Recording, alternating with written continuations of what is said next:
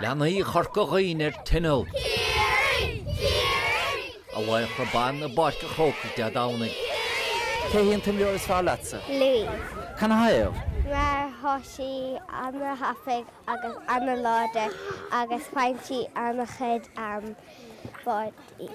Chorál si héana de an láid a comás, so it's imróir anna láidirí. Níomh ní chun na chóir, hon bodúr anna bha agus Daniel O'Leary ceapan bhfuil si sin goma. Si fró sé a chá si gurta henní bheith si gimmert. Oh yeah, I know called on counter agus on club Tommy dan brodúla Sníomh agus Louise, so tá súlagan go méid an tá leir de Domhnaigh, yeah.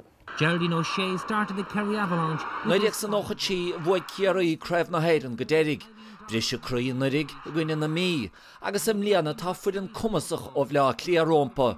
Tá si táis an sin hain is fear an Harbh láidiríd tá meascáin idir óg agus éisteacha chuma agus ceanirí láidir mar henatir agus ceirró agus san an láideocht atá Jennifer Dunn na Lárna Páircha cnic mar gréir cad a rinne idir in agh curcic ná fiar, so is sár fearniad.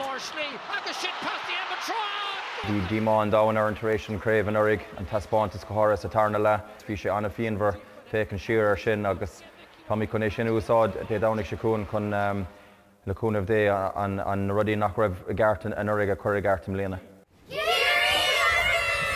Tá nasc an bhacha le na chéile, thosca chums immert le na chéile. Agus tá cosint an bhachas na cúlathe, so ceapan féin go bhfuil anna hansacha. Stolam gur cluthe anna chróige bheith gan ach is stolam go muthaigh Chiarraí ag there. Can I have?